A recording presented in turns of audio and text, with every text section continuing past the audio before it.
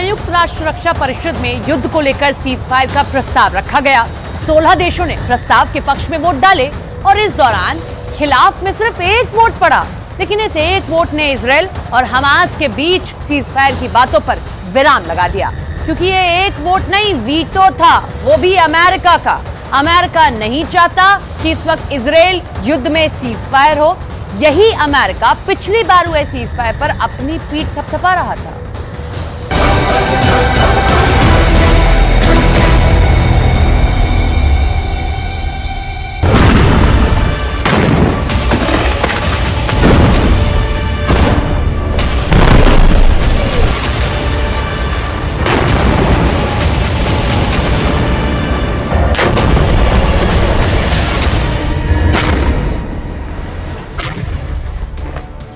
Gaza अभी और जलेगा।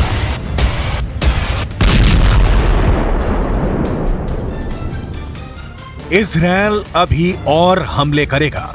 फिलिस्तीनियों की मौतों का सिलसिला अभी लंबा चलेगा। युद्ध को जारी रखने का फैसला इजराइल का नहीं है। हमास तो चाहता है जल्दी से जल्दी युद्ध विराम। किसने किया इजराइल युद्ध को लंबा खींचने का ऐलान? हमास के अंतिम लड़ाके के मारे जाने तक जारी रहेगा युद्ध। यूएन में आया युद्ध विराम का प्रस्ताव। अमेरिका ने युद्ध विराम प्रस्ताव पर कर दिया वीटो, मतलब यूएन में गिर गया प्रस्ताव। The United States strongly supports a durable peace in which both Israelis and Palestinians can live in peace and security.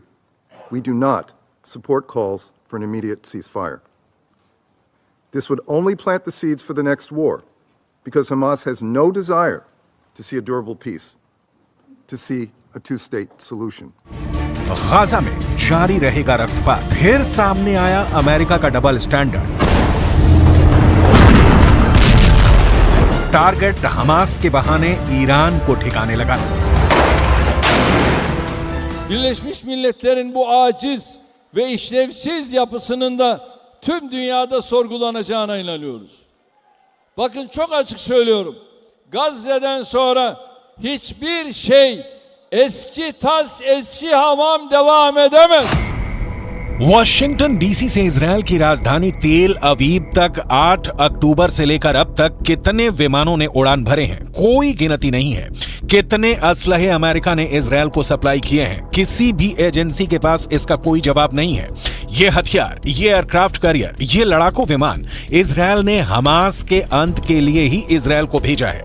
लिहाजा यूएन में जब इजरायल युद्ध के युद्ध विराम का प्रस्ताव टेबल हुआ तो अमेरिका ने वीटो कर दिया, क्योंकि अमेरिका चाहता है कि युद्ध लंबा खींचे।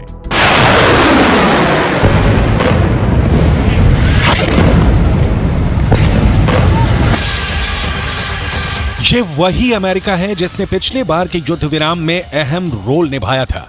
लेकिन अब जो बाइडेन को गाजा में शांति नहीं, खून का बहना पसंद है। अमेरिका ने ऐसा क्यों किया, इसकी डिटेल आपको आगे दिखाएंगे। पहले युद्ध विराम प्रस्ताव की डिटेल देख लीजिए। यूएन में युद्ध विराम के पक्ष में कुल 13 वोट पड़े। इसके विरोध में 1 वोट यानी अमेरिका का वीटो था। यूके ने वोटिंग से खुद को अलग रखा था।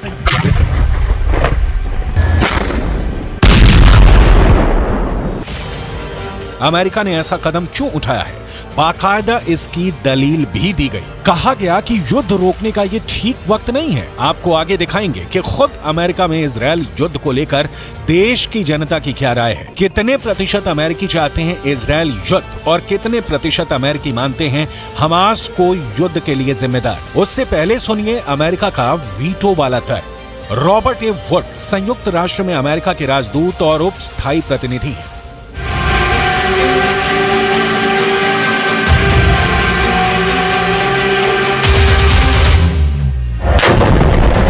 The United States strongly supports a durable peace in which both Israelis and Palestinians can live in peace and security. We do not support calls for an immediate ceasefire. This would only plant the seeds for the next war, because Hamas has no desire to see a durable peace, to see a two-state solution. बिल्कुल loud and clear है कि America Hamas के अंत तक युद्ध वाले Netanyahu के बयान के साथ अपनी सहमति जता रहा है। इजरायल के खिलाफ हमास को अमेरिका सदा के लिए समाप्त कर देना चाहता है ताकि ईरान से ठीक से निपटा जा सके।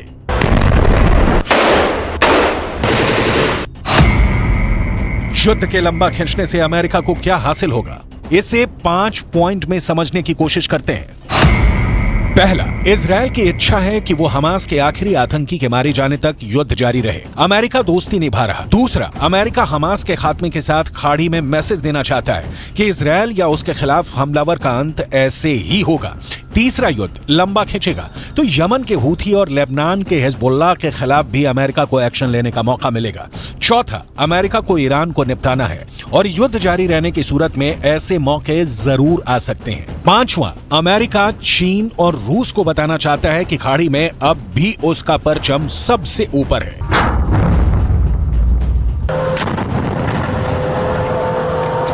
जो बाइडेन की नीतियां लंबे युद्ध के पक्ष में है। यूक्रेन में भी नेटो का नेतृत्व कर रहे अमेरिका की यही ख्वाहिश है।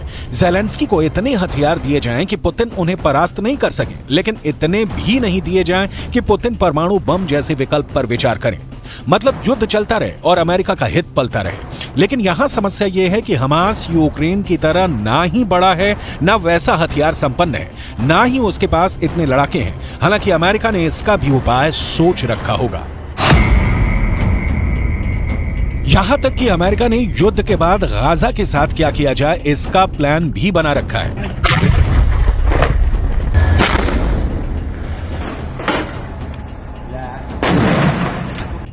लेकिन इसकी डिटेल थोड़ा आगे। इजरायल के हमले में अब तक फिलिस्तीनी क्षेत्र में 17,000 से ज्यादा लोगों की मौत हो चुकी है। उत्तर से दक्षिण तक गाजा जर्रा जर्रा तबाह हो रहा है। 40 से 45 किलोमीटर लंबी और महज 6 से 10 फीट चौड़ी गाजा पट्टी अपने इतिहास के सबसे बुरे दौर से गुजर रही है। पूरा शहर मलबे के नीचे आखिरी सांसें गिन रहा है। लोग पलायन कर गए हैं और जो बचे हैं वो अगले सेकंड बचे रहेंगे, इसकी कोई गारंटी नहीं है।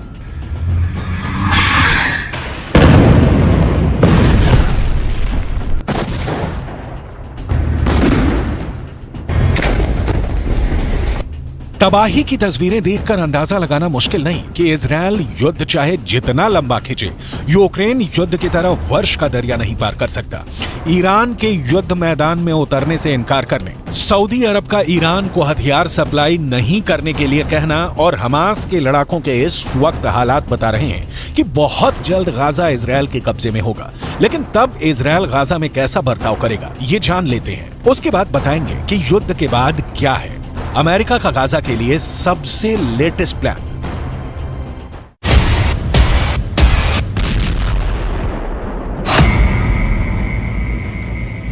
इजरायल में सिर्फ यहूदी नहीं बल्कि फिलिस्तीनी लोग भी रहते हैं, जिनकी आबादी कुल आबादी की 20% है। लेकिन यहूदियों की तरह यहां फिलिस्तीनियों को अधिकार हासिल नहीं है। जैसे इजरायल में लॉ ऑफ रिटर्न एक कानून है। इस कानून के मुताबिक दुनिया के किसी भी कोने में बसा यहूदी इजरायल में आकर बस सकता है, लेकिन फिलिस्तीनियों को यह हक हासिल नहीं है। नेतन्याहू की सरकार फिलिस्तीनियों के लिए कुछ नए कानून भी बनाने जा रही है, जो उन्हें यहूदियों की तुलना में बहुत कम अधिकार देंगे। बेंजामिन नेतन्याहू अपना फैसला सुना चुके हैं कि हमास के अंत के बाद गाजा पर इजरायल का अधिकार होगा। लेकिन गाजा में शासन किस तरह से चलेगा, यहां की जनता का क्या होगा, इजरायल ने कुछ नहीं बताया। मतलब युद्ध की तबाही के बाद शांति, और शांति में भी गाजा की बर्बादी चलती रहेगी। सवाल है, तो फिर गाजा के दुखों का अंत कब होगा? फिलहाल तो इस सवाल का जवाब किसी के पास नहीं है, क्योंकि जो शांति दूत का काम कर सकते थे, जैसे ईरान, सऊदी अरब या कतर या तुर्की या अमेरिका या फिर चीन या फिर रूस, सबको चिंता गाजा के जलने की नहीं, उसे बचाने की नहीं, युद्ध की आग में हाथ सेकने की है। मतलब खुद के स्वार्थ की पूर्ति करने की चिंता है। कहा जा रहा है कि गाजा पर इजरायल के कब्जे के प्लान से अमेरिका सहमत नहीं है। फिलिस्तीनी अथॉरिटी के पास अमेरिकी युद्ध के बाद गाजा को लेकर अपनी अलग प्लानिंग कर रहा है। यह प्लानिंग क्या है जाने, उसके पहले इजरायल के गाजा को लेकर मंशा को समझिए। हो सकता है इजरायल गाजा पट्टी को पूरी तरह से खाली करा दे। कुछ समय पहले इजरायल मिनिस्ट्री ऑफ इंटेलिजेंस ने गाजा के 2.2 मिलियन लोगों को वहां से स्थायी तौर पर हटाने के लिए कथित तौर पर एक प्रस्ताव तैयार किया। यह प्रपोजल लीक हो गया। 10 पेज के इस दस्तावेज में कहा गया कि गाजा पट्टी के लोगों को सिनाई प्रायद्वीप में शिफ्ट कर दिया जाए। यह मिस्र, इजरायल और गाजा से सटा हुआ बफर जोन है।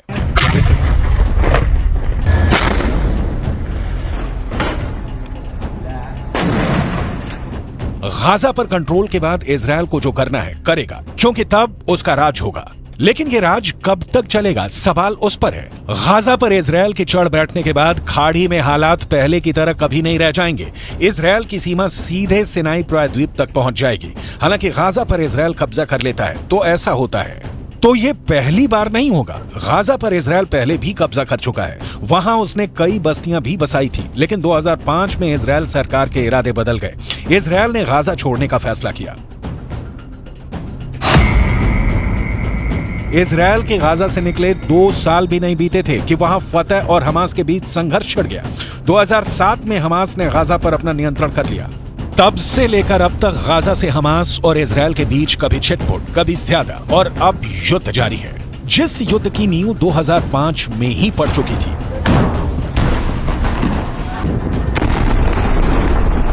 इजरायल यहूदियों का देश है और पूरी खाड़ी मुस्लिम, सुन्नी और शिया मुसलमानों की है।